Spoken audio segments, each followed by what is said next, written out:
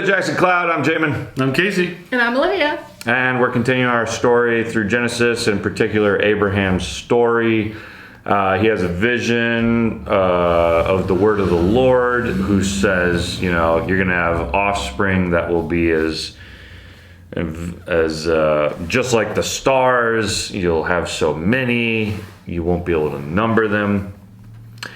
And then we see an interesting old school tradition happen that would strike us as very odd. If you saw someone do this today, you'd probably call the cops. But this was normal back then. So here's what happens. God tells him, I am the Lord who brought you out from Ur of the Chaldeans to give you this land to possess. But he said, O Lord God, how am I to know that I shall possess it? He said to him, bring me a heifer 3 years old, a female goat 3 years old, a ram 3 years old, a turtle dove, and a young pigeon. And he brought him all of these. Cut them in half. And he laid each half over against each other, but he did not cut the birds in half. And when the birds of prey came down on the carcasses, Abram drove them away. As the sun was going down, a deep sleep fell on Abram, and behold, dreadful and great darkness fell upon him. Fast forward a paragraph. When the sun had gone down and it was dark, behold, a smoking fire pot and a flaming torch passed between these pieces. So these animals that have been cut in half, it's passing through.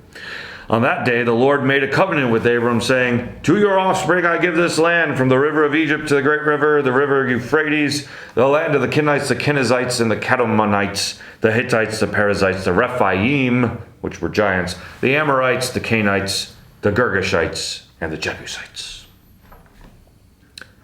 Okay. Abraham cuts a bunch of animals in half, and then a smoking fire pot and a flaming torch pass between them. What's going on here? Well, I'm guessing that's the weird tradition you mentioned. Yeah, if someone did that like out front on their lawn, you'd probably call the cops, right? Yeah. I would just be confused why they're cutting them in half, because it's a lot harder to eat it that way. Have you ever butterflied a chicken? No. I've never What? actually cut an animal open. Oh, okay. Well, when you... I just buy my meat.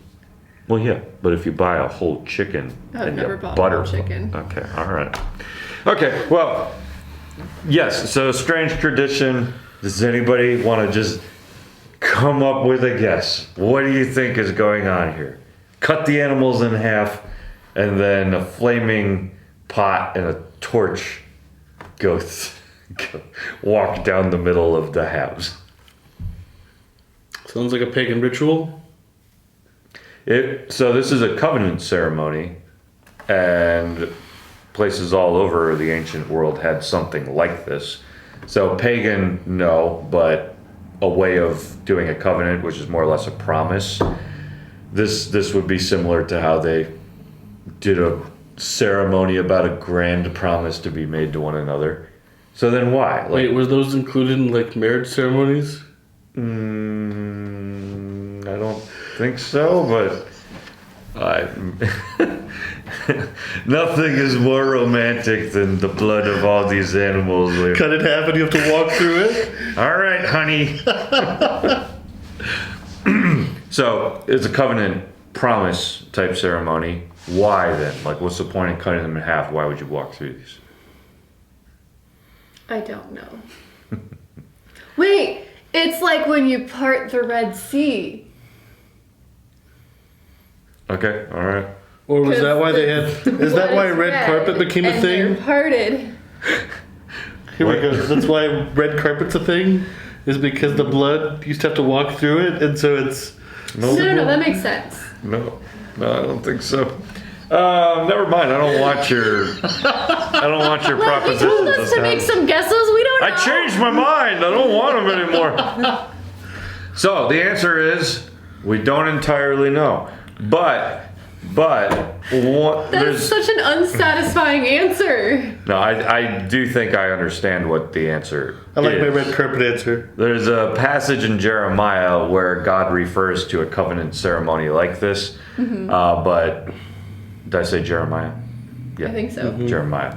So Jeremiah like kind of calls them out though. They've been unfaithful to their part of this like promise of whatever it was at the time, and therefore God will cut them in half. is the way that the prophecy goes. In other words, if when Jeremiah says that, he's essentially like giving us the reason as to like how severe these covenant promise ceremonies were, it would explain partially why the animal's been cut in half. Is essentially you and the person you're making the promise with cut these animals in half, and then you walk between them saying like, if I don't hold up my end of this promise, so be it. Just what's been done to these animals, may it be done to me too. You know, so like, So it's not a splitting of it, so you get half and the other gets half? not to my knowledge. I wonder if that figures in at all. I think you could do like these were innocent animals, and if I break the promise, the blood of these innocent animals is on my behalf for what's been done to them. I don't know if that makes sense, but that's another theory I've Wait, heard. they didn't cut a bee in half, so it couldn't be on his behalf.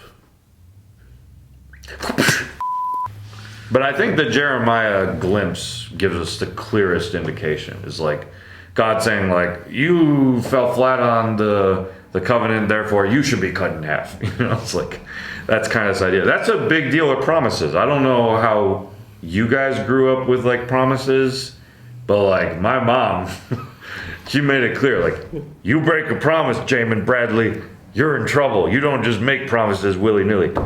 It's like if you make a pinky promise with someone and you break the promise, This they is get to the- break your pinky. This is the pinky promise of the Bible. Except you'd be cut in half, so. Yeah. So you Same cut the thing. pinkies in half. No. You break the pinky. So yeah, like it's a pretty serious thing. But here's what's interesting. What walked between the animals? Nothing. Well, yeah, but It floated. well, what floated between the animals? A hot pot It doesn't. and a torch. It doesn't say it floated. They might have had legs. Sun went down, it was dark. Behold, a smoking fire pot and a flaming torch passed between these. It could have been a torch with legs. I can't get that imagery out of my head. Yeah. Well, it wasn't Abraham, right? Right. So Abraham asked God, like, okay, you've made me a pretty extravagant promise about all these descendants I'm going to have. BT dubs, I can't even have a kid. So, like, you know, how am I going to know that this is ever going to happen? God sets up a covenant ceremony, a promise that, like, you know, this will happen. But who are the players in the promise? It's two things that throughout the Bible represent God. Like sometimes when God shows up, there's like fire, there's smoke, there's things like that. And in this case, those are what show up, fire and smoke. Abraham and God don't walk between the animals.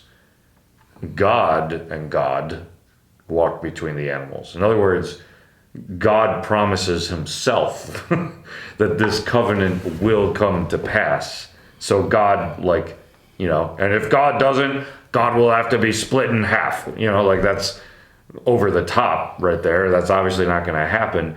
But if God would have made this covenant with Abraham, what would have happened?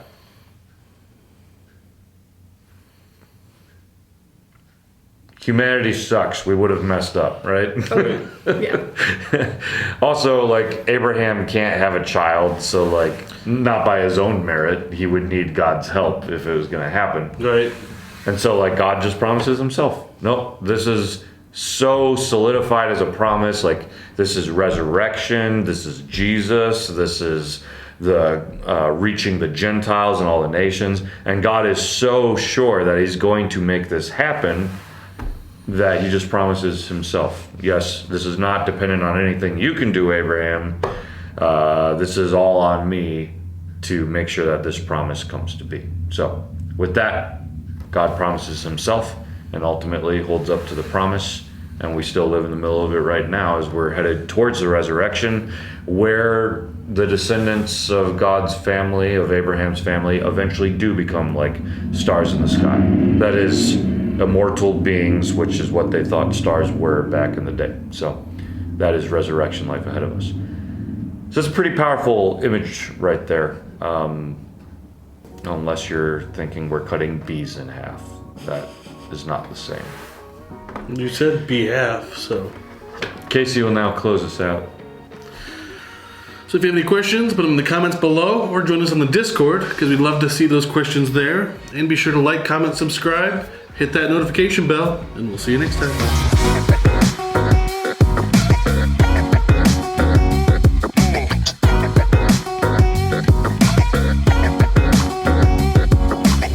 This entire episode, I'm just going to have it slowly zoom in on your face from beginning to end. Just to show how you are falling asleep the entire time on camera. I was wondering why Casey was so quiet. And by the end, it's not even going to be like us, it's just going to be zoomed in.